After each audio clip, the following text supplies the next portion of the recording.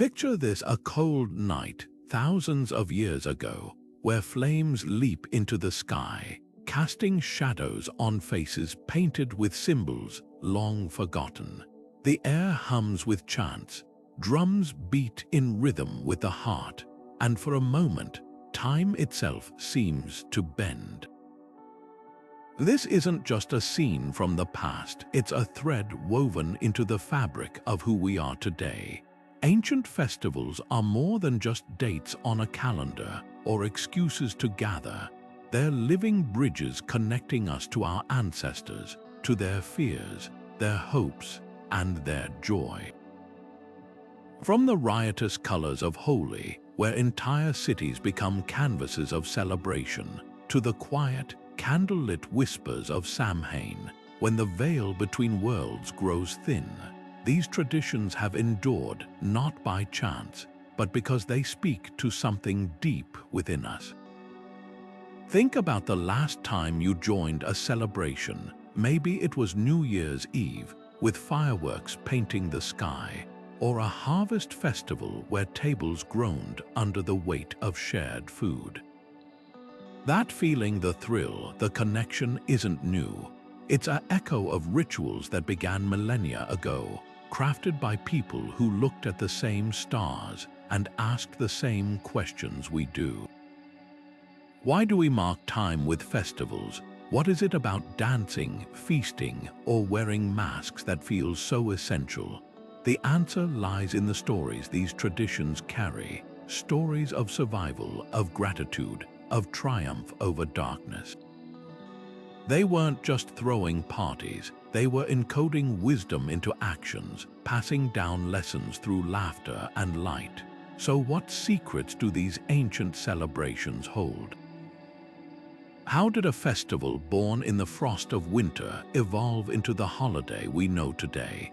That's the journey we're about to take, unraveling the hidden histories of festivals that refuse to fade away.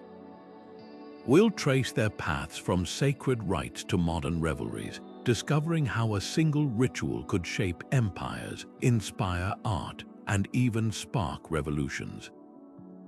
Along the way, you'll see how the past isn't just preserved in dusty books, it's alive in the way we celebrate, in the traditions we've inherited without even knowing why.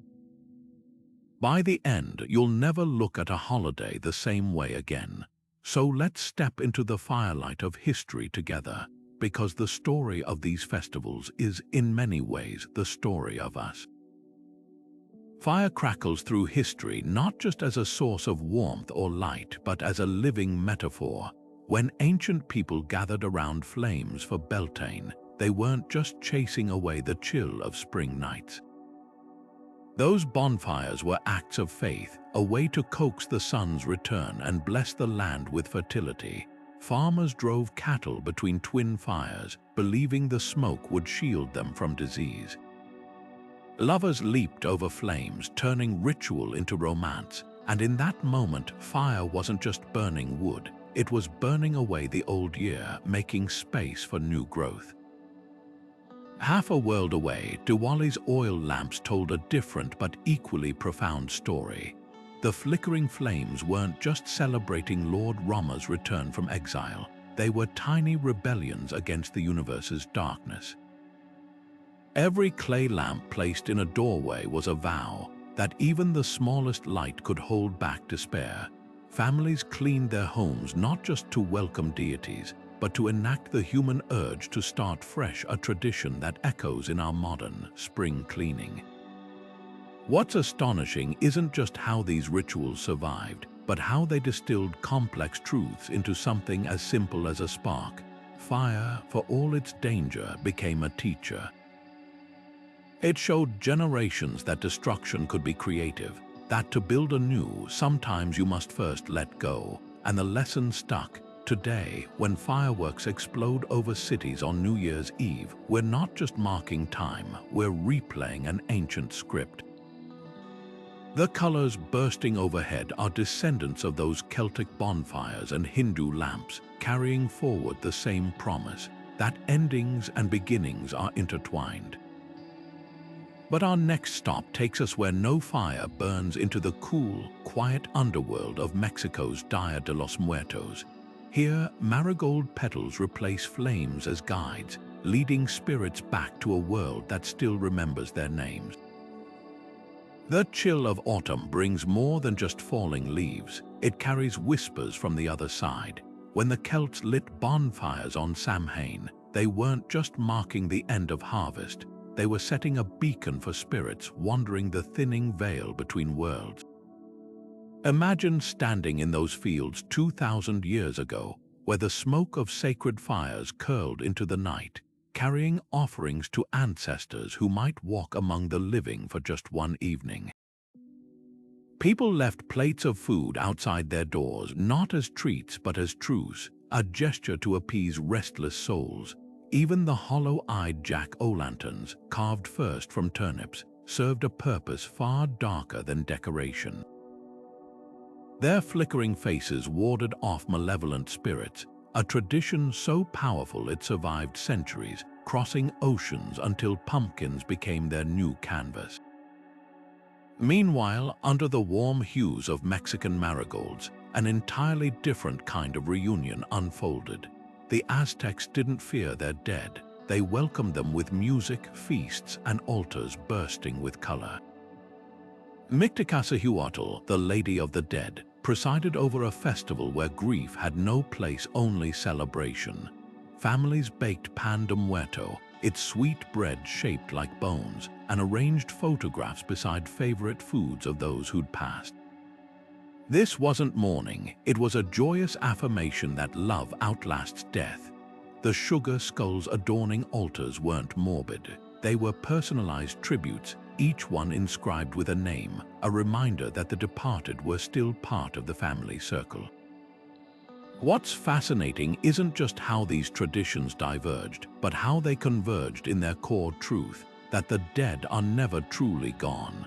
Whether through the Celtic dread of wandering spirits or the Aztec embrace of ancestral return, both cultures refused to let death sever connection. Even the symbols evolved in parallel, the carved faces, the shared meals, the light guiding spirits home.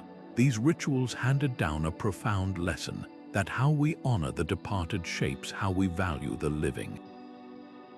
Yet not all ancient festivals dwelled in the shadowy realm of spirits. Some were explosions of life, like the wild Roman Bacchanalia, where wine flowed as freely as secrets. But that's a tale for another fire, one that burned not for the dead, but for the sheer, unbridled joy of being alive. Imagine a world where the social order flips completely, where masters wait on servants, where the poorest citizen could crown themselves king for a day, and laughter echoes through streets usually ruled by strict decorum. This wasn't fantasy, it was Saturnalia, Rome's most riotous winter festival. For 7 days each December, the rigid hierarchy of the empire crumbled under the weight of revelry. Slaves dined at lavish tables while their owners served them wine. Gambling, usually forbidden, spilled openly into the streets. Even the sternest senators swapped their togas for colorful, mismatched robes called synthesis, trading dignity for delirium. At the heart of it all stood Saturn, the god of agriculture, whose temple became the epicenter of feasts where no one, rich or poor, was left out. But this wasn't just reckless abandon. Saturnalia's chaos served a deeper purpose. By temporarily dismantling social barriers, Romans reaffirmed the natural order, by proving it could survive being overturned. The festival acted like a pressure valve, releasing tensions that might otherwise fracture society. When slaves returned to their duties after the celebrations, they did so having tasted equality, a fleeting but potent reminder of shared humanity. Even gift-giving held symbolism, simple tokens like wax candles or clay figurines, exchanged not as displays of wealth but as gestures of goodwill. These small acts of generosity laid groundwork for traditions we still recognize today. The candlelit dinners of modern Christmas, direct descendants of Saturnalia's luminous celebrations, where light defied the winter dark, yet amid the madness, structure lingered. The festival began with a solemn sacrifice at Saturn's temple before erupting into merriment, showing how even Rome's wildest celebrations balanced reverence with release.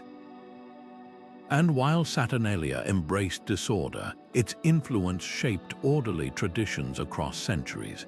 The custom of electing a king of misrule, a mock monarch who presided over the festivities, evolved into medieval Christmas practices where peasants playfully inverted authority. Even the phrase Io Saturnalia, shouted through the streets, finds echoes in our holiday greetings, but not all ancient festivals thrived on temporary anarchy. As Saturnalia's fires dimmed, another celebration rose in the east, one where precision was sacred.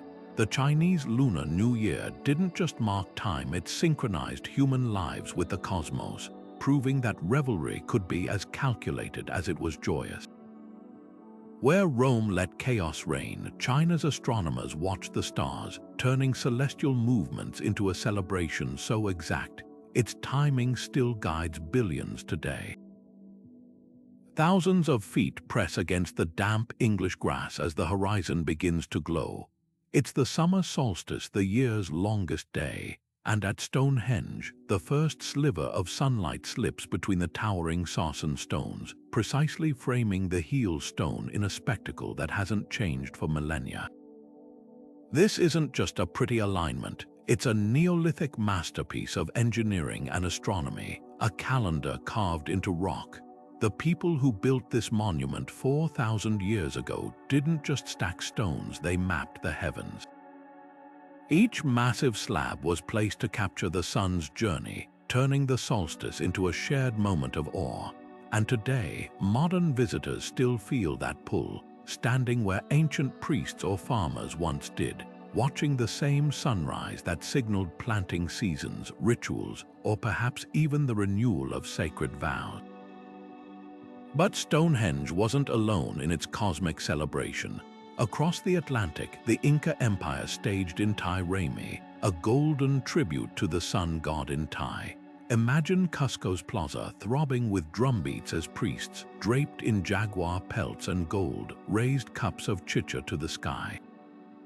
The festival wasn't just a thanksgiving for harvests, it was a reenactment of creation itself, with the Sapa Inca symbolically tying the sun to a sacred pillar to keep it from abandoning the world. Meanwhile, in Eastern Europe, Slavic communities leaped over bonfires during Cupola night, their flames mirroring the sun's power. Young couples held hands and jumped together. If their grip stayed unbroken, so would their love. These weren't just parties, they were dialogues with the universe, ways to plead for light, fertility, or favor from forces beyond human control. What's striking isn't just the diversity of these traditions, but their shared urgency. Whether in the Andes or the English countryside, people went to extraordinary lengths to mark the sun's turning points, building monuments, orchestrating elaborate ceremonies, weaving myths into the very fabric of their days. The solstice was more than a date, it was a promise. When the sun paused at its peak before the long slide toward winter, it offered a fleeting chance to reset the balance between earth and sky. And perhaps that's why these festivals endure. Even now, when we can track time with atomic precision, there's something primal about standing in a crowd, watching dawn break over ancient stones, feeling the same wonder that stirred our ancestors.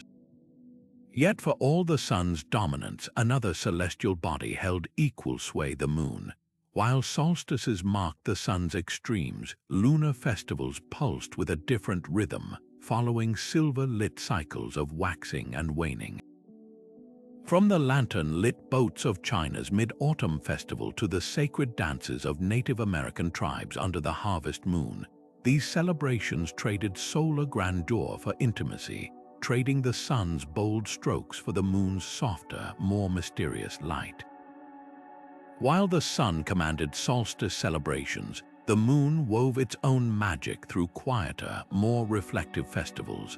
Under the silver glow of the Mid-Autumn Festival, Chinese families gathered for centuries, their tables laden with lotus seed paste-filled mooncakes and pomelos so fragrant they perfumed the night air. But this wasn't just about sweets, it was a celestial thank you note. Farmers who'd spent months bent over rice paddies now straightened their backs to admire the fullest moon of the year, offering round fruits and round cakes as tributes to its perfect shape, symbols of unity and completion. Lanterns bobbing in children's hands traced paths like falling stars, while elders recounted the legend of Chang, the moon goddess who drank an elixir of immortality and floated forever into the night sky.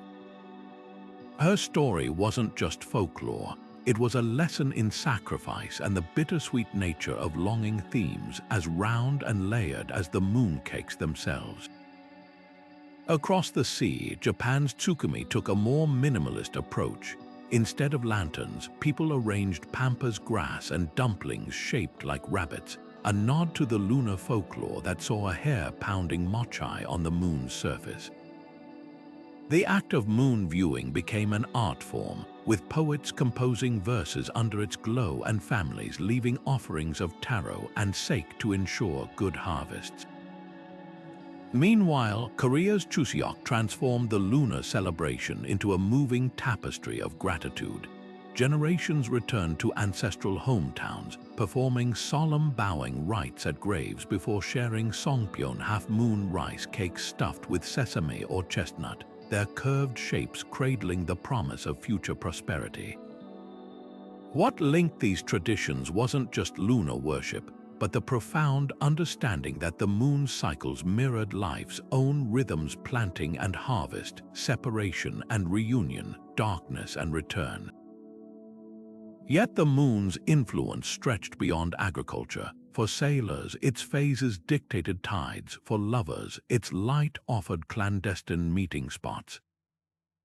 The very word lunacy stems from the ancient belief that the full moon stirred madness, a testament to its perceived power over human behavior.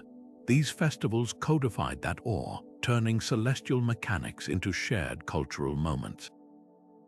When a Korean grandmother pinches the edges of a songpyeon or a Japanese child spots the rabbit in the moon's shadows, they're participating in rituals that transformed practical moon gazing into something sacred.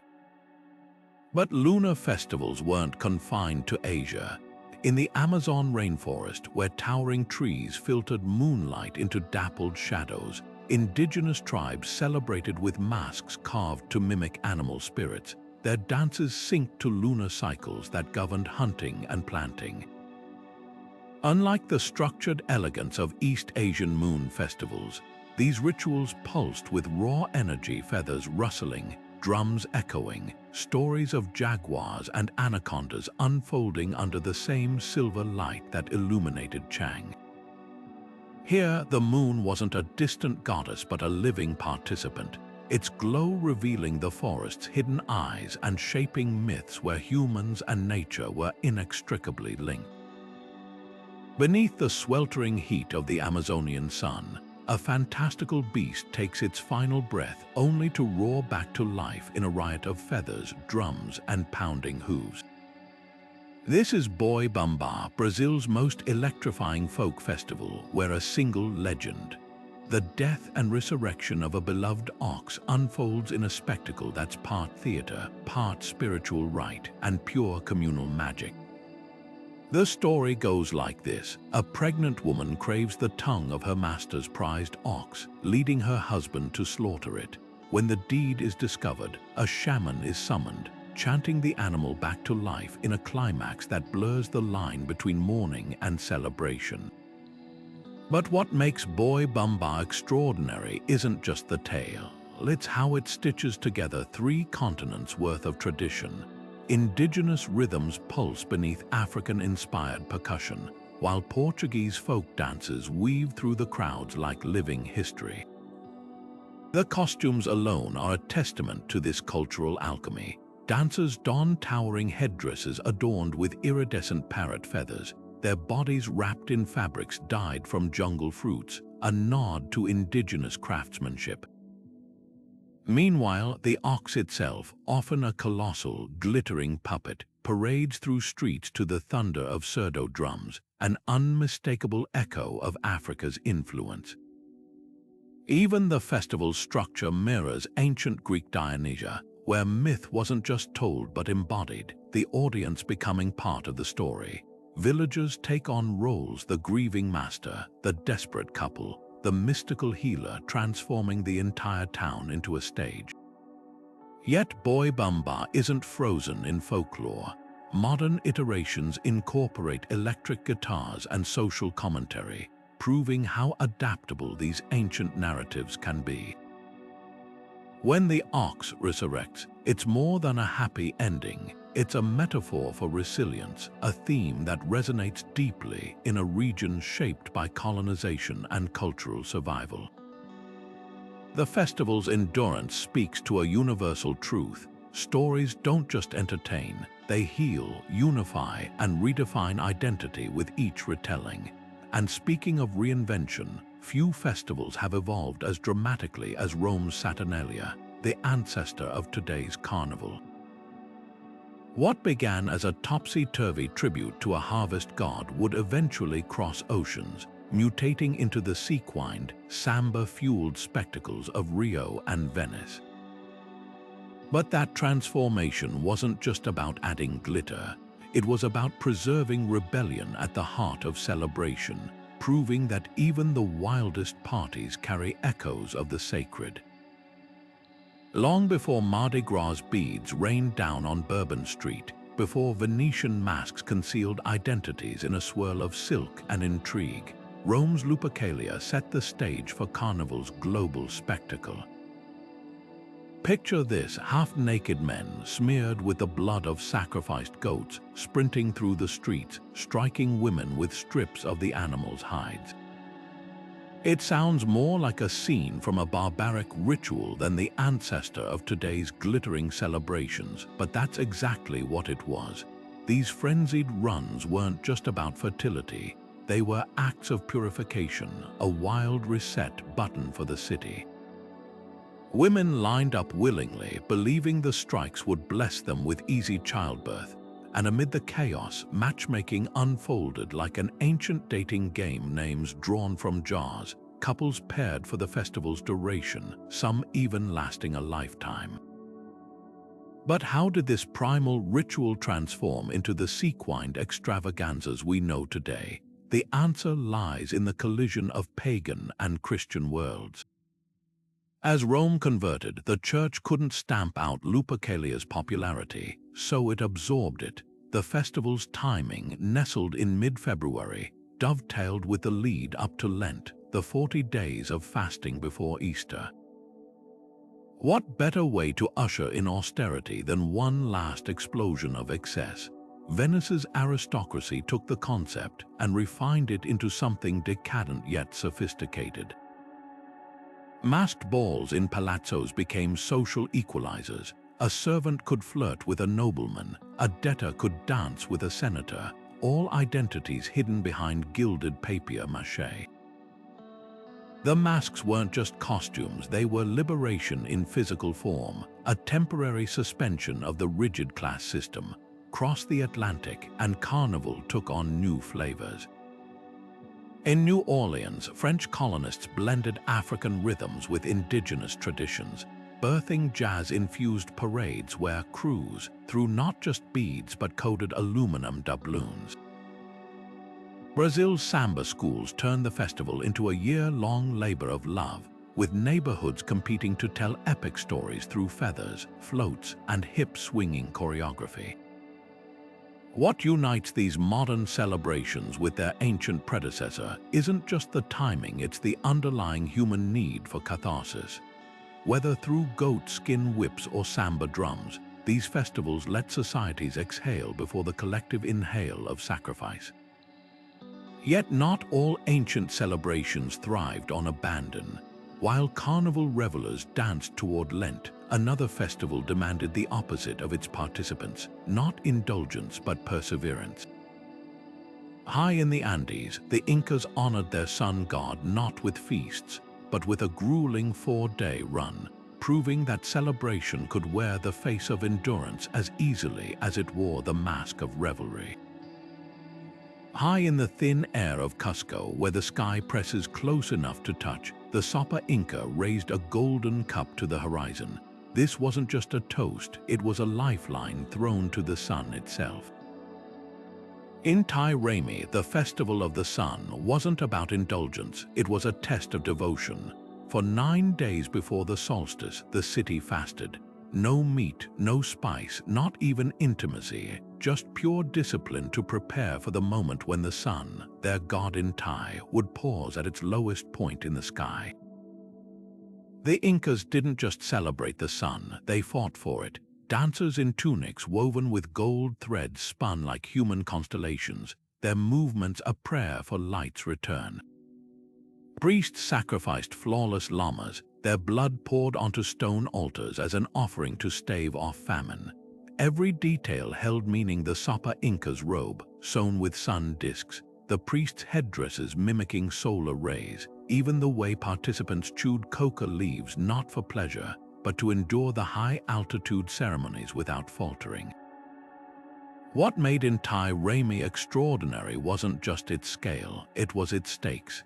The Incas believed the sun needed human help to keep its cycle unbroken. If rituals failed, crops would wither, empires would collapse. This wasn't superstition, it was astronomy coded into ceremony. The Coricancha temple's walls, angled to catch the solstice sunrise, became a celestial clock. When light slid perfectly along its grooves, the crowd erupted not just in joy but in relief. The sun had been persuaded to stay, yet for all its solemnity, Inti Raymi wasn't devoid of joy. After sacrifices came feasts: corn stews, quinoa bread, chicha beer flowing like liquid sunlight. Communities that had fasted together now ate together, their shared hunger making the harvest's promise sweeter. Even the dancing, though ritualized, pulsed with life, feet stamping against stone in rhythms older than the empire itself. The festival's genius lay in its balance, a reminder that reverence and revelry could coexist, that discipline didn't negate delight.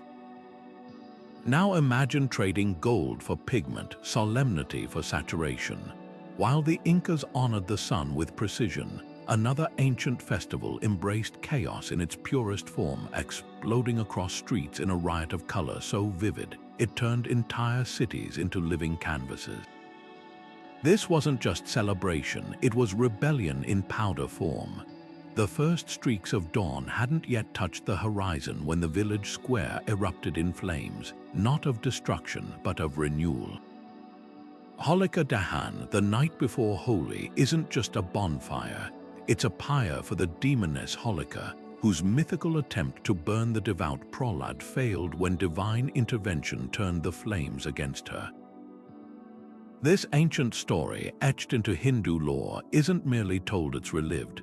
Families toss dried leaves, old crops, even personal regrets into the fire, watching the sparks carry away the past.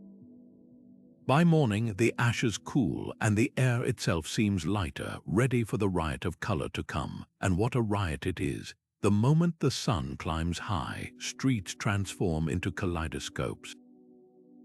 Pitchcaris water guns squirt arcs of turmeric yellow and hibiscus pink, while clouds of gulal powder swirl like living rainbows. But these colors aren't just for show. Each hue whispers an older truth: red for love and fertility, green for new beginnings, blue for the divine Krishna himself, whose legendary dalliances with Radha birthed the festival's playful core. Legend says the young god, self-conscious about his dark skin, playfully smeared Radha's face with pigment to match his own, a tender act that turned defiance into celebration. Today, when strangers douse each other in magenta or emerald dust, they're not just playing, they're erasing barriers of caste, age, and status in a chromatic free-for-all where everyone briefly becomes equal. Yet Holi's magic isn't confined to India. In Spanish La Tomatina, tomatoes replace powder, but the cathartic release remains the same. Berlin's Holi festival of colors pairs techno beats with flying pigments, while Utah's version merges Hindu tradition with American festival culture. This global embrace isn't coincidence, it's proof of how deeply we crave moments where rules dissolve, where joy becomes tactile. The festival's genius lies in its simplicity. Give people permission to be messy, to laugh as they're stained head to toe, and you've created a space where connection is inevitable. But long before Holi's powders stained the world joyful, another festival was forging unity through a different medium, not color, but competition. The ancient Olympics didn't just celebrate physical prowess, they declared truces between warring states, turning rivalry into ritual. Athletes competed nude, stripped of identifiers, their bodies alone testifying to human potential. Like Holi's pigments, the games momentarily erased divisions not with brilliance, but with sweat and shared struggle. The thunder of hooves still echoes across Olympia's ancient hippodrome, where charioteers once risked life and limb for a twist of olive leaves. But the Olympics weren't just about speed or strength, they were a divine ceasefire. Every 4 years, heralds called a sacred truce, halting wars across Greece so athletes could compete under Zeus's gaze. Imagine Spartan and Athenian warriors, usually locked in bloody conflict, now sitting shoulder to shoulder in the dust, cheering as runners streaked toward the finish. The victor's wreath wasn't merely a prize, it was a covenant with the gods, woven from branches said to be plucked from Hercules' own sacred grove. Even the events carried mythic weight, wrestling mirrored Hercules' battles, while the discus throw honored Apollo's legendary aim. Yet the game's true power lay in their inclusivity. Only freeborn Greek men could compete, but the audience, that was a different story. Merchants from Egypt, philosophers from Sicily, even enslaved people, all mingled in the stands, united by the spectacle. The Olympics became ancient Greece's social media, spreading ideas faster than any ship. Pythagoras might have debated mathematics with a stranger from Crete, while a potter from Corinth bartered wares with a Macedonian noble. For those fleeting days, Olympia wasn't just a stadium. It was the world in miniature, proving competition could build bridges as easily as battles burned them. Fast forward to today, and the parallels are striking. When athletes from rival nations embrace after a race or exchange jerseys, they're channeling that same Olympic spirit, transforming rivalry into mutual respect. The modern marathon, born from a Greek messenger's desperate run to Athens, now threads through every Olympics as a living tribute. Even the torch relay, introduced in 1936, echoes ancient rituals where flames burned perpetually in Hera's temple. The Olympics endure not because they're old, but because they answer a timeless human need to measure ourselves against others and find common ground in the struggle. But while the Olympics spoke through feats of athleticism, another ancient tradition found its voice in rhythm and melody. From the drum circles of West Africa to the flutes of the Andes, music and dance became the universal dialects of celebration, crossing borders long before the first Olympic truce was ever declared. The air in Athens hung thick with the scent of crushed grapes and burning myrrh as masked actors took their places. This wasn't just a performance, it was a sacred act, a communion with Dionysus himself. The great Dionysia transformed the city into a living theater where wine flowed as freely as poetry, and entire neighborhoods paused to witness the birth of drama. Playwrights like Sophocles and Euripides didn't just entertain, they wrestled with fate, love, and hubris under the guise of myth, their words echoing off the stone steps of the theater of Dionysus. But what made this festival extraordinary wasn't just the plays, it was the raw, unfiltered humanity they unleashed. audiences wept as Oedipus gouged out his eyes, roared with laughter at Aristophanes' bawdy jokes, and left changed as if the gods' ecstasy had seeped into their bones. Dionysia's magic lay in its duality. By day, citizens judged tragedies in solemn competition, their votes scratched onto shards of pottery. By night, frenzied Maenads, Dionysus's devotees, danced through the hills, their torches cutting the dark like shooting stars. The festival blurred lines between spectator and participant, order and chaos. Even the plays themselves were acts of civic devotion, funded by wealthy Athenians as both tribute and status symbol. Choruses, dressed in elaborate costumes, moved as one organism, their synchronized steps a metaphor for the city's fragile unity. And at the heart of it all stood the phallus pole, a symbol of fertility paraded through streets, a reminder that from Dionysus's wildness sprang creativity itself. This fusion of art and abandon didn't vanish with Athens' decline.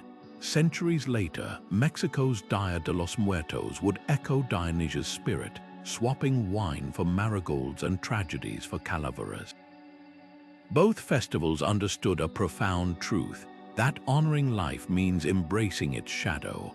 Whether through the catharsis of Antigone's defiance or the joyful altars to departed loved ones, these celebrations taught that remembrance isn't passive, it's a vibrant, sometimes messy dialogue with what came before. Yet while Dionysia reveled in the human condition, another ancient festival turned its gaze skyward, where the dead weren't mourned but summoned, not with solemnity, but with sugar skulls and riotous music. The veil between worlds grew thin not in the torchlight of Greek hills, but under the warm glow of Mexican candles where skeletons danced to mariachi tunes. Lanterns flicker like fireflies along Kyoto's rivers, their gentle glow bobbing in the summer darkness not just as decoration, but as beacons for wandering souls. Obon, Japan's festival for ancestral spirits, transforms grief into something luminous. For 3 days in August, the veil between worlds lifts just enough for loved ones to return, welcomed by altars heaped with cucumber horses and eggplant cows' whimsical vehicles to speed their journey. Communities gather in yukata robes, circling towering agora stages in the hypnotic steps of Bon Odori, dances so old their origins blur into legend. The rhythm of taiko drums pulses like a collective heartbeat, urging spirits to join the living one last time before lanterns are set afloat on water, carrying them gently back to the afterlife. What makes Obon extraordinary isn't just its beauty, it's its emotional alchemy. Unlike summer memorials, this festival refuses to let death be a full stop. The dances, passed down through generations, are more than tradition. They're conversations with those who have left. When a grandmother teaches her granddaughter the precise flick of a fan's movement, she's stitching time itself, linking past and present in a shared gesture. Even the food carries meaning. Steaming plates of okonomiyaki cooked over shared griddles become edible invitations. Come, eat with us again. The parallels with Dia de los Muertos are startling. Both festivals reject mourning in favor of vibrant reunion. Both use light to guide spirits, marigolds in Mexico, lanterns in Japan, and both understand that honoring the dead means feeding them literally and spiritually. Yet Obon carries a uniquely Buddhist weight. The lantern's final voyage down river mirrors the cycle of rebirth, a visual prayer for ancestors' peaceful passage. This isn't just celebration, it's active participation in the cosmic order. But while Obon dances with the departed, another festival spun conflict into something breathtaking. In the Philippines, the Moriones festival doesn't just remember war, it reenacts it with carved wooden masks and swirling capes, turning Roman soldiers into swirling, technicolor spectacles.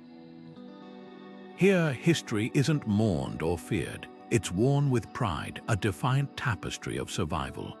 The grasslands of Mongolia ripple like a living sea as riders, some no older than 7, urge their horses across the endless steppe. This isn't just a race, it's a whisper from the age of Genghis Khan, when speed meant survival, and every child learned to ride before they could walk. Nodam, Mongolia's 3 games of men, began as a military exercise, a way to hone the skills that built an empire: wrestling, archery, and horsemanship. But today, there are no conquests, only the thunder of hooves, the twang of bowstrings, and the raw, earthy grip of wrestlers locked in combat. What's fascinating isn't just the games themselves, but how they've transformed. The same skills that once toppled kingdoms are now passed down like heirlooms, their violence softened into art. Take wrestling, for example. Matches begin with an eagle dance, where competitors flap their arms like birds of prey, a gesture that once intimidated enemies, now a ritual of respect. There are no weight classes, no time limits, just raw strength and strategy. The goal, to force your opponent to touch the ground with anything besides their feet. Winners aren't just celebrated, they're mythologized, earning titles like Titan or Invincible, their names chanted across the plains. Meanwhile, archery tournaments demand precision with composite bows, their designs unchanged since the days when Mongol arrows darkened the sky. Women, once excluded, now compete alongside men, their arrows splitting the wind with the same lethal grace that once guarded the Silk Road. But it's the horse races that truly capture Mongolia's soul. Unlike Western derbies where jockeys are the stars, here the spotlight belongs to the horses and the children who ride them. Some as young as 5, these tiny riders cling to bareback steeds, their faces streaked with dust and determination.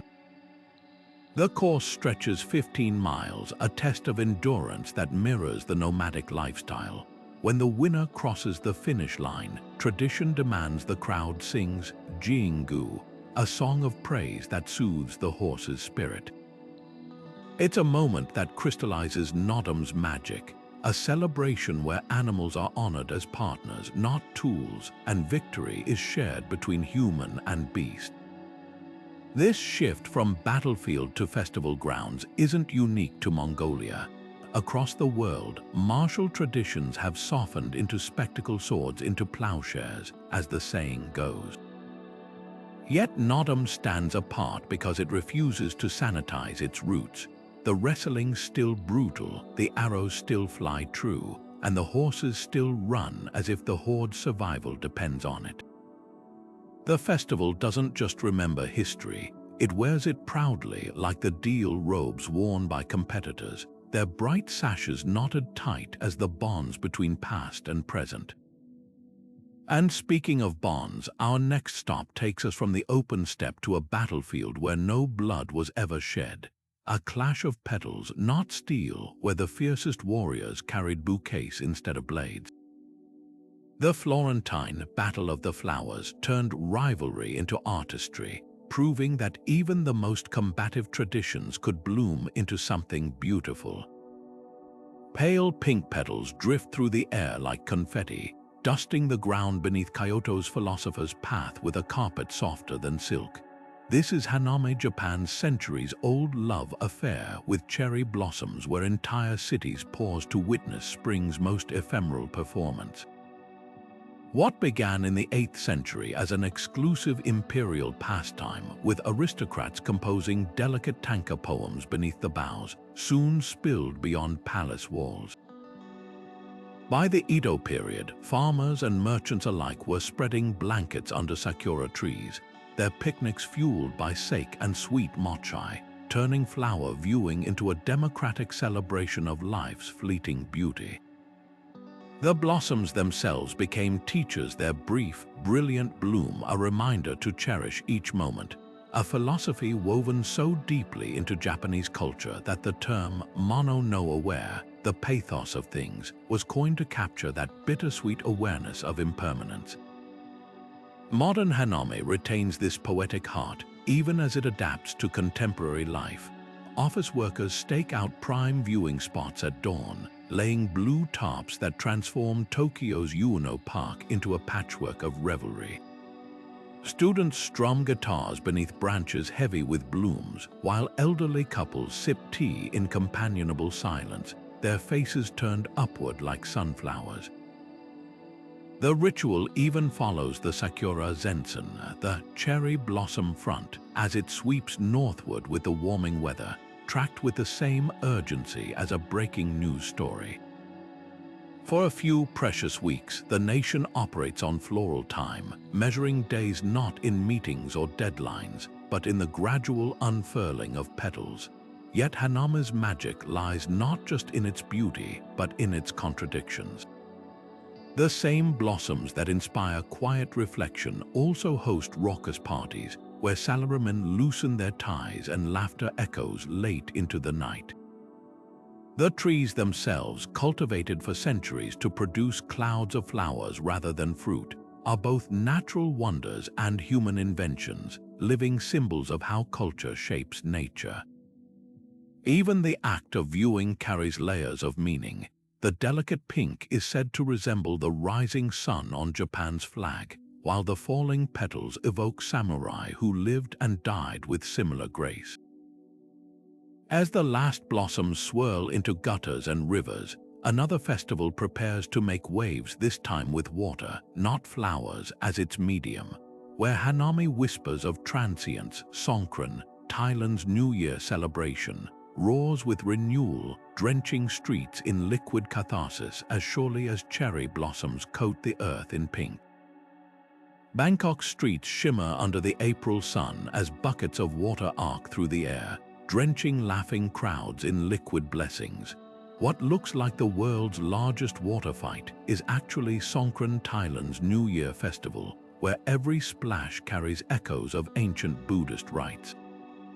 Centuries ago, this wasn't about playful chaos. It was a solemn act of purification.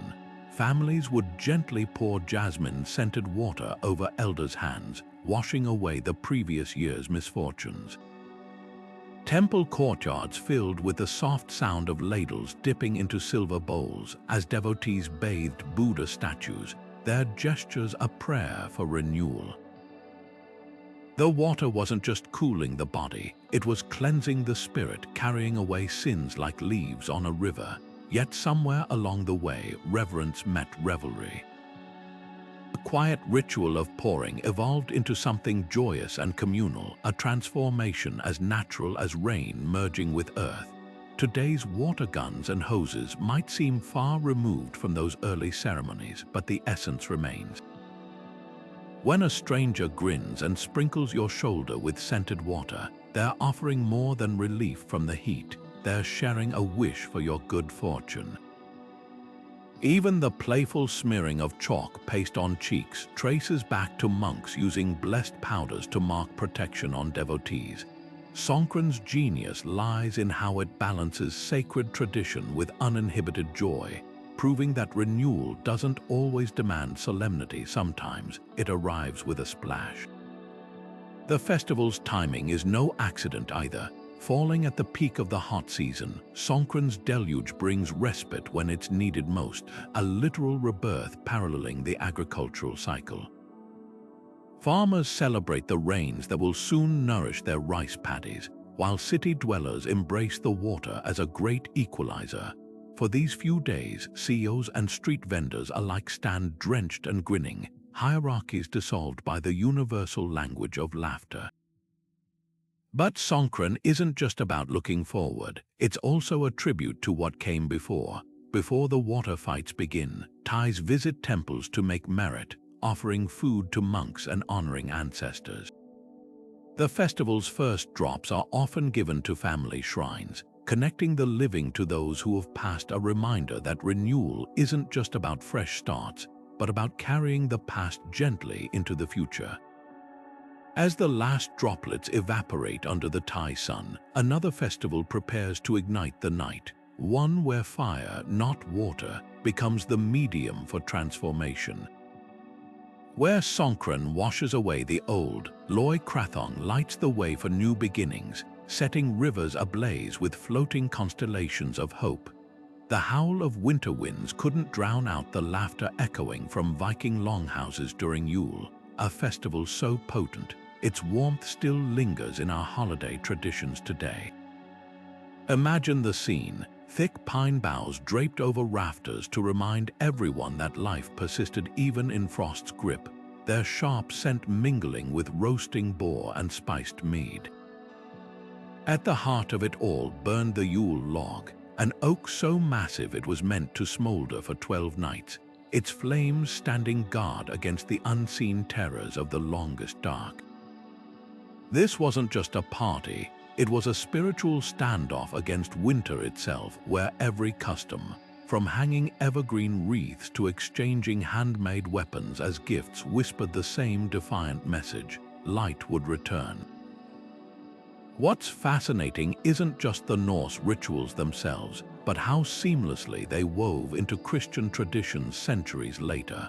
When missionaries arrived in Scandinavia, they didn't stamp out Yule, they rebranded it. The 12-day feast became the Christmas season. The Yule log's ashes, once spread on fields to ensure fertility, now symbolize renewal in church services. Even Odin's wild winter rides, where the god disguised himself in a hooded cloak to deliver gifts or punishments, may have inspired our modern Santa Claus.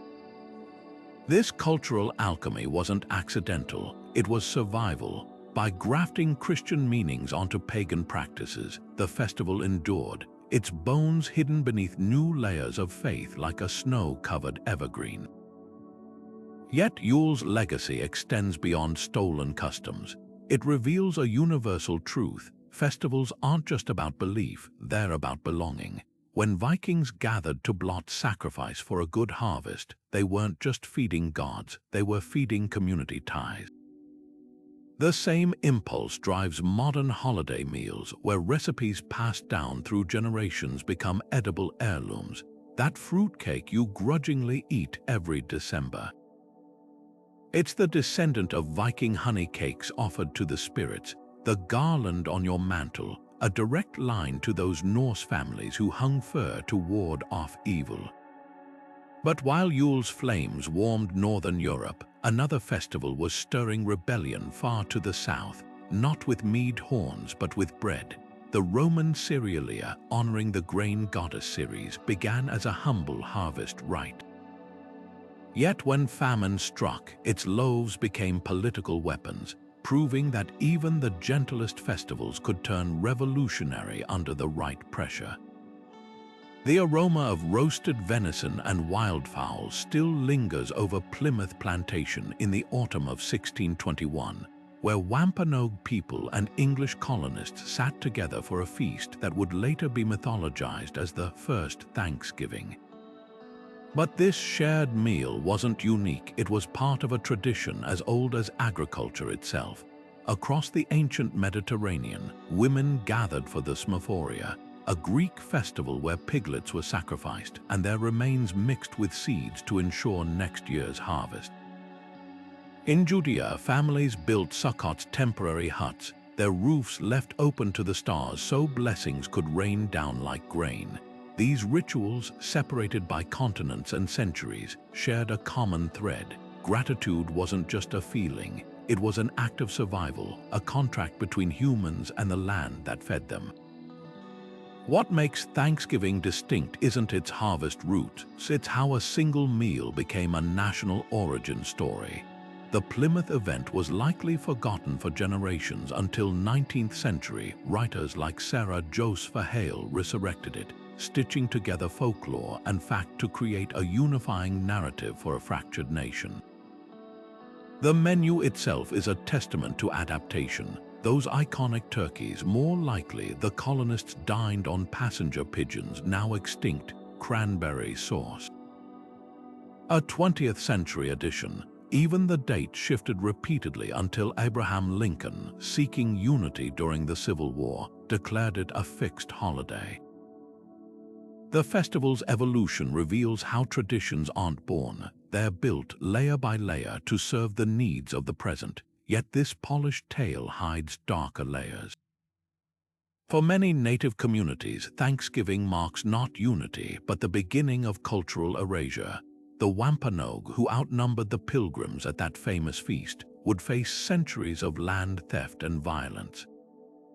Today, some observe a national day of mourning alongside the holiday, balancing remembrance with resilience.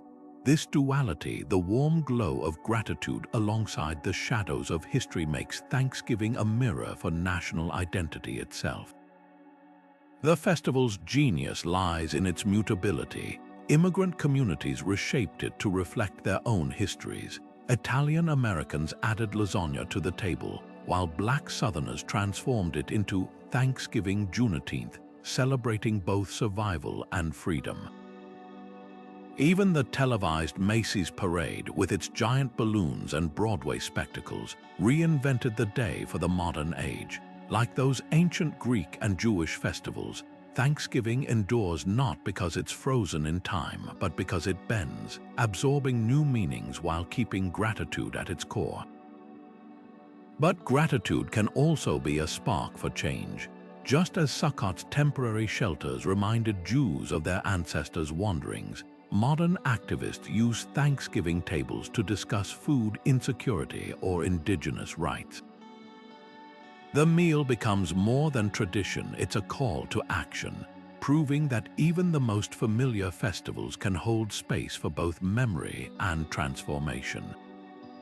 And speaking of transformation, our next stop takes us from the laden tables of America to the fiery barricades of the Caribbean, where a festival born from rebellion turns resistance into art. Galveston's humid June air hung thick with the weight of unspoken history on that morning in 1865, when Union General Gordon Granger stood on a balcony and read the words that should have echoed 2 years earlier: "All slaves are free." The delayed news, carried by weary soldiers to the farthest edges of the Confederacy, didn't just mark an endpoint, it sparked a beginning. What started as spontaneous celebrations under Texas's sprawling oaks evolved into Juneteenth, a festival where African American resilience turned legal decree into living tradition. Red velvet cake and strawberry soda became edible symbols, their crimson hues whispering of blood shed and freedom won. Barbecue pits smoked with whole hogs, their slow transformation mirroring the long arc of justice. And if you listened closely, the blues drifting from porch gatherings carried more than melody. They carried coded maps to survival, spirituals reborn as jubilee. This wasn't just a party, it was a reclamation.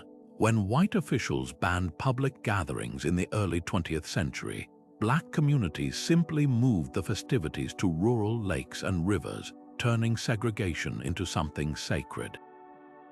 The Miss Juneteenth pageants crowned queens not for beauty alone, but for their mastery of African American history, less a contest than a classroom in lace and satin.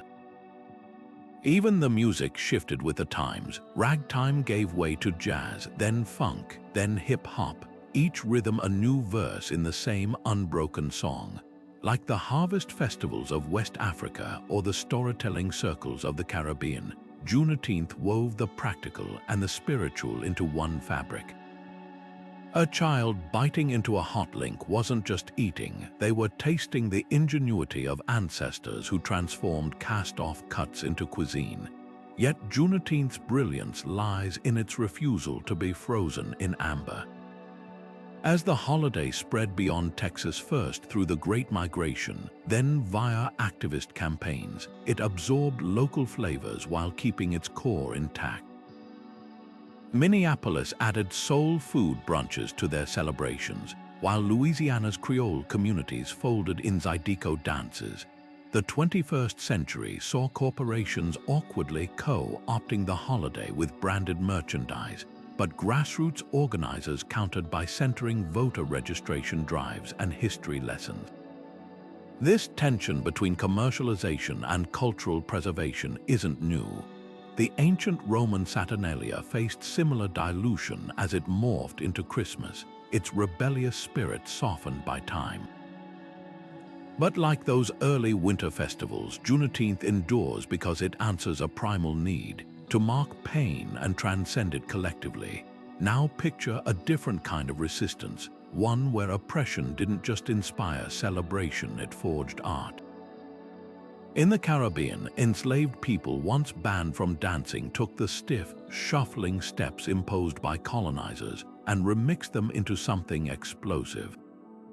The restrained European quadrille became the sensual, hip-swaying danzon, then mutated further into the mambo's wild pulse. Every restrained gesture was a rebellion, every rhythmic innovation a manifesto. Just as Juneteenth's barbecue pits turned survival into savor, these dances transformed subjugation into sweat and ecstasy, proof that even chains couldn't shackle the human need to move, to feel, to be free. The cobblestone streets of Binch tremble under the weight of wooden clogs as the Jills emerge, faceless figures in wax masks, their stiff lace collars rustling like dried leaves. This isn't just a parade, it's a 600-year-old exorcism of winter, where mystery clings to every stitch of their costumes. The Jills' exact origins are lost to time. Some say they descend from Incan performers brought to Europe in the 1500s. Others believe their rattan-stuffed suits mimic medieval armor. But what's undeniable is the power of their ritual. At dawn on Shrove Tuesday, these enigmatic figures don their masks, transforming into something neither fully human nor entirely spirit.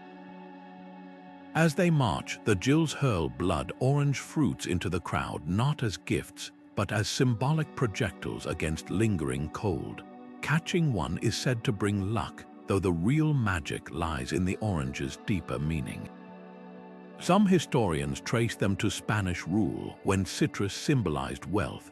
Others see them as stand-ins for the sun's returning warmth. The Jills themselves never speak during the procession, their silence amplifying the uncanny aura. Even their ostrich feather headdresses, towering like sunbursts, carry whispers of alchemy, each feather painstakingly arranged to form a living crown of light. What makes Binch extraordinary isn't just its antiquity, but its stubborn opacity. Unlike festivals with clear historical records, this one thrives on unanswered questions. The Jills' wax masks, melted and remade each year, become metaphors for tradition itself, constantly reshaped yet eerily familiar.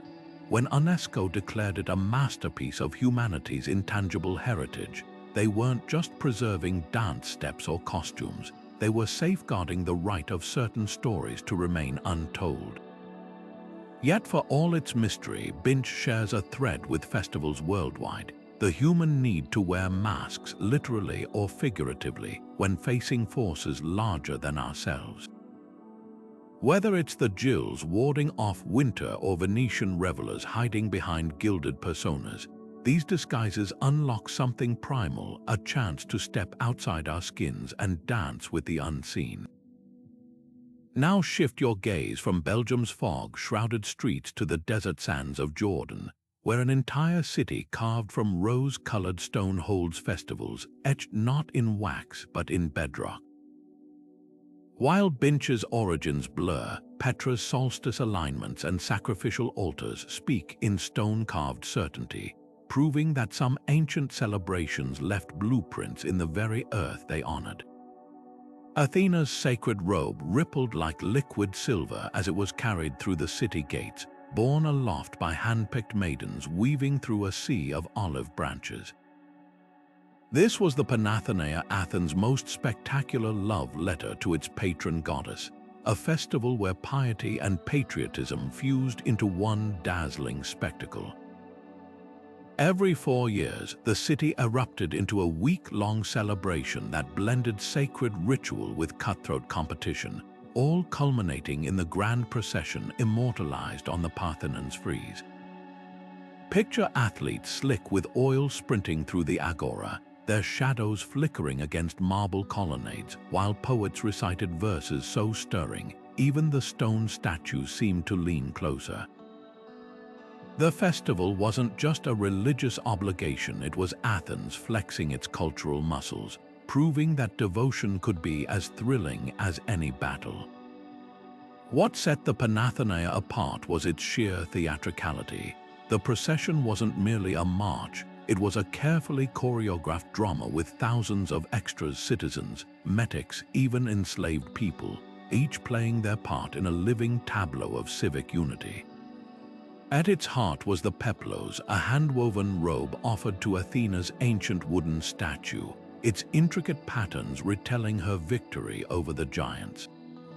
But this was no quiet temple offering.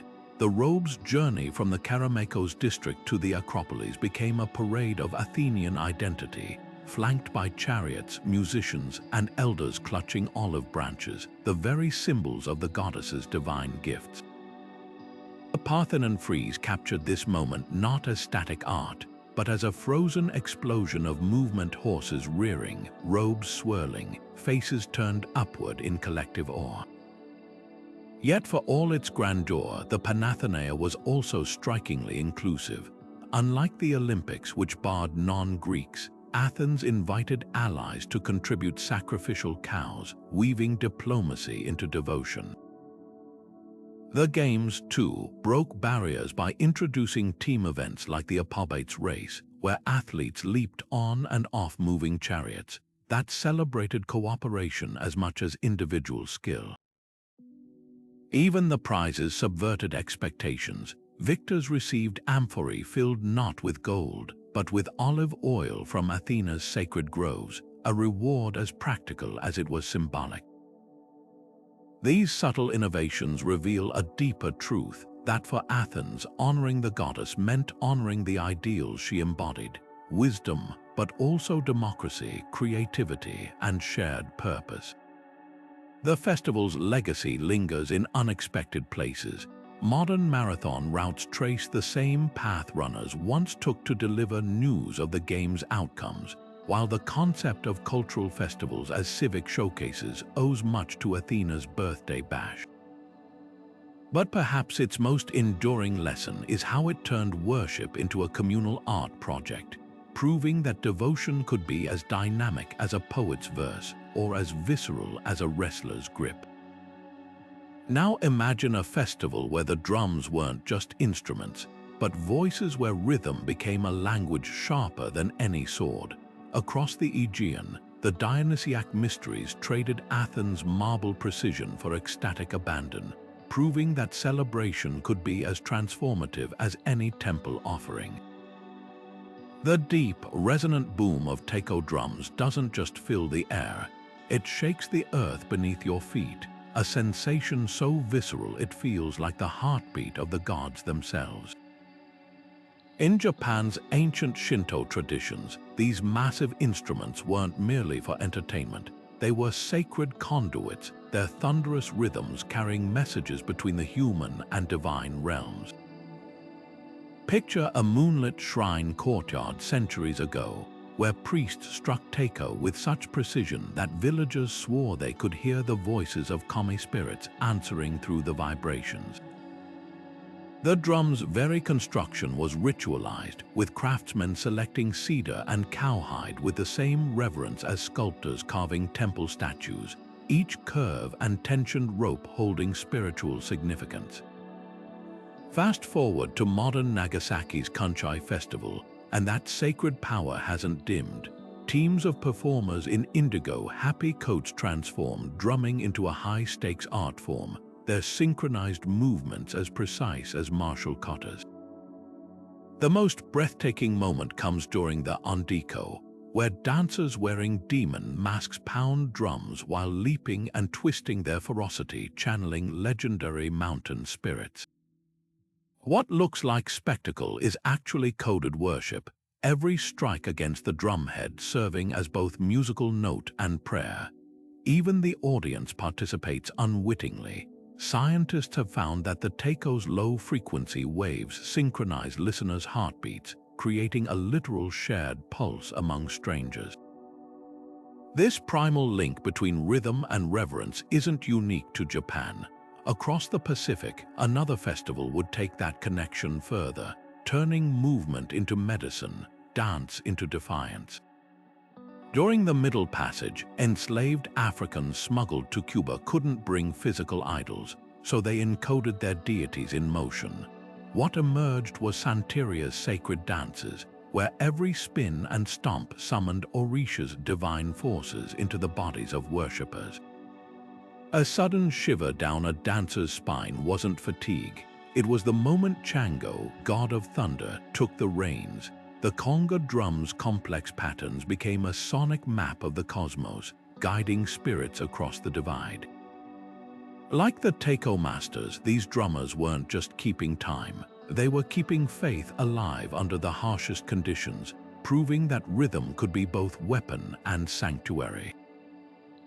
Yet while taiko ceremonies celebrate communal unity, Santeria's dances often unfold in secret even today, their power preserved through careful initiation. Both traditions share an understanding that some frequencies can't just be heard, they must be felt in the marrow, a truth known to every culture that's ever used drums to outshout despair.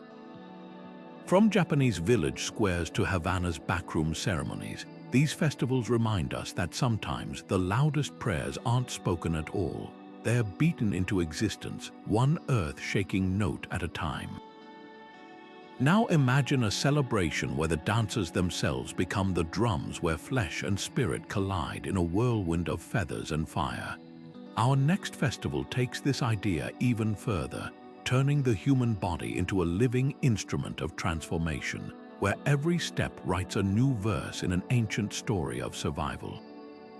Bare feet press into warm Saharan sand as a circle forms under the endless desert sky. The only light comes from flickering torches, their glow catching the silver rings adorning the dancers' hands as they begin to move, not with leaps or spins, but with something far more hypnotic. This is Gedra, the Tuareg people's ancient dance of blessing, where every flick of the wrist and whisper of chant carries the weight of centuries. The dancers' palms flutter like startled birds, fingers tracing patterns in the air as if weaving invisible threads between earth and sky. The rhythm isn't driven by drums, but by the pulse of their own breath, the scrape of bare feet against sand, the soft jingle of jewelry keeping time like a living metronome. What makes Gedra extraordinary isn't just its beauty, it's its intimacy. Unlike the explosive energy of Brazil's Carnival or the structured elegance of Japanese Bon Odori, this is a dance of quiet intensity. The performers' eyes often remain closed, their focus turned inward as they channel Baraka, a sacred energy believed to bring peace and protection. Spectators aren't mere observers, they're participants in the ritual, receiving blessings through the dancers' gestures.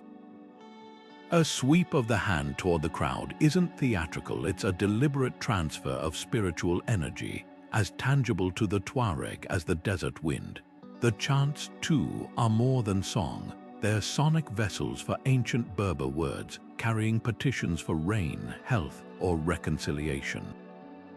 The dancer's connection to the land is palpable. Performed barefoot, the dancers' souls absorb the desert's warmth, grounding the ritual in the very earth it seeks to bless. Sand becomes an active participant, shifting beneath toes, rising in fine clouds with each step, a reminder of the Sahara's dual nature as both life-giver and challenger. Even the dancers' indigo robes hold meaning. The same pigment that stains their skin earning Tuareg nobles the nickname Blue People, symbolizes the veil between worlds, much like the masks of Venice or Binch. Gedra's endurance speaks to a universal truth. Sometimes the most powerful rituals are the simplest, without elaborate costumes or stages. This dance distills celebration to its essence, human connection, spoken through movement instead of words. It's a living rebuttal to the idea that grandeur is necessary for transcendence. The Tuareg don't need fireworks or floats, just hands, voices, and sand beneath their feet to conjure something sacred.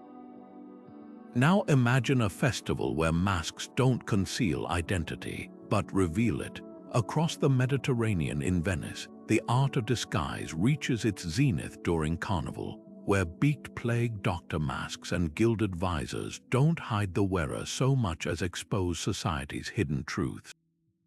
If Gedra's power lies in its naked authenticity, Venice's celebration thrives on transformation, proving that sometimes to find truth, you must first step into a lie. Venetian canals shimmer under winter's pale light as a figure in a gilded border mask glides past, their identity erased by the beak-like protrusion and black tricorn hat. This isn't just costume, it's social alchemy. By the 1700s, Venice's carnival had perfected the art of disguise, transforming the city into a stage where a fishmonger could bow to a duke without either knowing the truth. The masks, more than just papier-mâché and paint, were equalizers, their uniformity stripping away the rigid hierarchies that governed daily life. A noblewoman's delicate features vanished behind the mortar, a velvet mask held in place only by the wearer biting a button between their teeth, rendering her literally speechless. A shopkeeper might don the volto, its blank white face offering no clues to their station. For weeks, Venice became a city of shadows, where whispers behind masks could spark revolutions or romances with equal ease. The roots of this anonymity ran deeper than revelry. Venice's commedia dell'arte, the street theater that birthed iconic characters like Harlequin and Columbine, had long used masks to exaggerate social types, turning merchants into greedy pantaloons or soldiers into swaggering capitani. Carnival absorbed this satire, letting Venetians try on identities like costumes. But beneath the laughter lay something radical. The masks weren't just hiding faces, they were exposing truths. When a senator's son flirted with a gondolier's daughter, both freed from their names, it revealed how arbitrary class distinctions truly were. Even the law acknowledged this power, banning masks outside carnival season to prevent year-round subversion. Yet the mask's most enduring legacy wasn't their rebellion, it was their artistry. Craftsmen in tiny botteg spent months layering glue and cloth, sculpting expressions that were neither happy nor sad but eerily neutral. This ambiguity became their genius. A single mask could reflect the wearer's emotions back at them, like a mirror held up to the soul. The tradition persists today, though modern masks often glitter with tourist-friendly sequins rather than the subdued elegance of the past.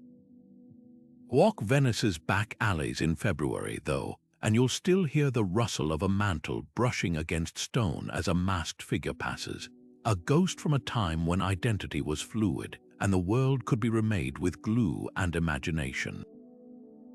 Now shift the scene from masked anonymity to unmasked devotion.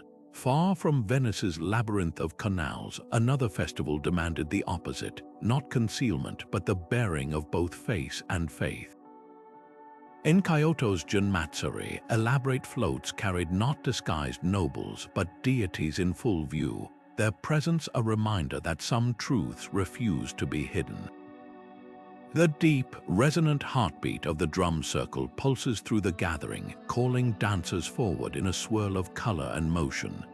Powwows are far more than performances, they're living ceremonies, where every bead on a dancer's regalia, every step in the grass carries the weight of generations.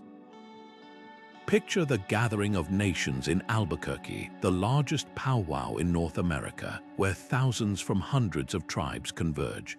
The air hums with the languages of the Lakota, Navajo, Cree, and more, yet the drum's rhythm becomes a universal tongue. Dancers in elaborate feather bustles and jingle dresses move with precision, their footwork echoing battles, hunts, and prayers from centuries past.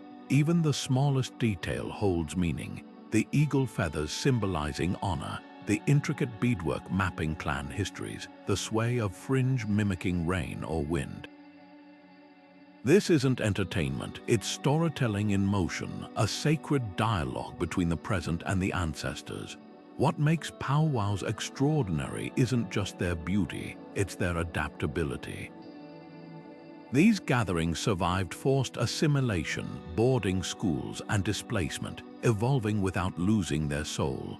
The intertribal dances, where anyone can join regardless of heritage, reflect a deliberate inclusivity, a way to share culture without diluting it. Competitions, a modern addition, blend tradition with friendly rivalry, pushing dancers to refine ancestral steps while crowds cheer like it's a sporting event. Yet even here, spirituality lingers. When the drum group sings an honor song, the entire arena falls silent, hands raised to acknowledge the unseen forces guiding the moment. This resilience mirrors the ancient festivals we've explored: the solstice rites, the harvest dances, but with a crucial difference. Powwows aren't relics, they're blueprints for cultural survival. Take the grand entry, where veterans lead the procession, their flags and tribal staffs held high. It's a powerful rebuke to the idea that native traditions faded into history. Instead, they've woven new threads into the tapestry, honoring warriors who served a nation that once sought to erase them. Even the food vendors tell a story, serving fry bread, a food born from government-issued rations, now transformed into a symbol of ingenuity and community. And just as the Roman Saturnalia's chaos reaffirmed social order, powwows balanced structure with spontaneity. The MC's jokes between dances, the elders blessing the grounds, the toddlers wobbling in their first regalia, all of it creates a rhythm as natural as the seasons. These gatherings prove that celebration isn't just about remembering the past, it's about ensuring the future. When a teenage fancy dancer leaps into the circle, her neon feathers catching the light, she's not performing for applause. She's adding her voice to a chorus that has never stopped singing, which brings us to our final festival, one that witnessed the rise and fall of an empire, yet outlived it by centuries. Like the powwow, it refused to vanish, adapting until its origins were whispered in the very streets it once ruled. From the drum circles of New Mexico to the cobblestones of Constantinople, the thread remains unbroken: humanity's need to gather, remember, and endure. Nowruz dawns not with fireworks, but with the quiet rustle of wheatgrass sprouts growing on a half-seen table, a living centerpiece embodying rebirth itself. This Persian New Year, rooted in Zoroastrian reverence for nature's balance, has weathered conquests from Alexander to the Arab caliphates, its rituals surviving like stubborn wildflowers through cracks in empires.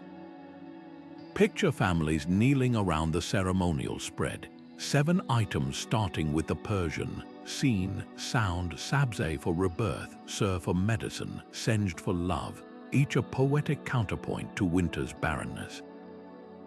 The apple mirrors Earth's roundness, the vinegar patience, the gold coins prosperity, but the true magic lies in their collective symbolism, a manifesto of hope encoded in humble objects. The festival's most breathtaking moment comes as dusk falls on the last Tuesday before Nowruz. Streets erupt into flame as revelers leap over bonfires, their laughter rising with the sparks, a ritual called Chahar-Shand Suri that predates Islam by centuries. With each jump they chant, "Give me your red glow, take my pallor," transforming fire from destroyer to healer. This defiance of darkness echoes ancient Zoroastrian battles between light and shadow, yet today, even secular families guard the tradition fiercely. In Tehran's modern high-rises and Kurdish mountain villages alike, the same fires burn, proving how deeply this holiday resists erasure. What makes Nowruz extraordinary isn't just its antiquity, it's its adaptability. When the Sasanian Empire fell to Muslim armies in the 7th century, the festival absorbed new layers. Poets like Hafez wove Islamic themes into Nowruz verses, while Sufi mystics reinterpreted its spring symbolism as spiritual awakening. Under Soviet rule, Central Asian communities clung to it as silent resistance. In diaspora, Iranian expats recreate half-seen tables in Los Angeles apartments, using rosemary when sabzeh sprouts are scarce. The festival morphs without breaking, its core intact like a river changing course but never drying up. As the world's oldest uninterrupted celebration of spring, Nowruz offers a masterclass in cultural endurance. Unlike holidays tied to nations or religions, it belongs to no single group. Kurds, Tajiks, and Azeris all claim it. UNESCO recognized this by declaring it a global heritage tradition, but its true protection comes from the hands that still arrange 7 symbols on cloth, the feet that still jump flames, the generations refusing to let conquests have the final word. These festivals we've explored, from powwows to Panathenaea, aren't relics, they're lifelines. They remind us that joy, like grass, finds ways to rise through stone. That what we celebrate, we perpetuate, and perhaps most powerfully, that the rituals we share today were someone else's defiance. Yesterday whispers across time saying, "We too were here." From solstice bonfires to freedom dances, ancient festivals remind us that celebration is a universal language. They've adapted, blended, and sometimes hidden in plain sight, but their essence, community, hope, and reverence for life remains unchanged. Think about the last time you felt that electric buzz of collective joy. Maybe it was a hometown parade, a family holiday, or even a spontaneous street performance. That feeling isn't just fleeting happiness, it's an echo of something primal, a thread tying you to every person who ever gathered around a fire, raised their voice in song, or danced for the sheer thrill of being alive. These festivals weren't just about marking time, they were about defying it. When the Incas tied the sun to a pillar during Inti Raymi, or the Celts leaped over flames at Beltane, they weren't just praying for good harvests, they were asserting their place in the cosmos. The same impulse drives us today. Why else would we stay up past midnight on New Year's Eve, counting down to an arbitrary moment, or queue for hours to see fireworks that vanish in seconds?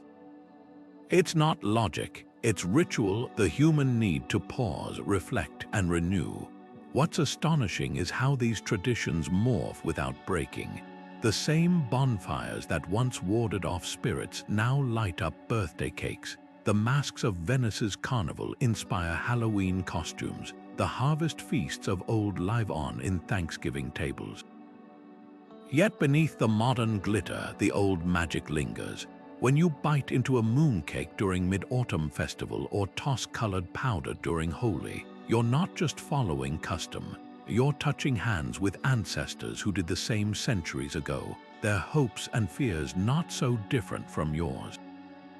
So which festival spoke to you? Was it the quiet dignity of Obon's lanterns floating like fireflies on water, the rebellious joy of Juneteenth turning struggle into jubilee? Or perhaps the wild, mask-filled chaos of Carnival, where for a few days everyone gets to rewrite their story? Hit pause and let us know in the comments, because these traditions aren't locked in history books. They're alive in the way we celebrate, the way we remember, the way we find light even in the darkest seasons. And if this journey through time lit a spark of curiosity, don't let it fade. Hit subscribe to keep exploring history's hidden corners with us.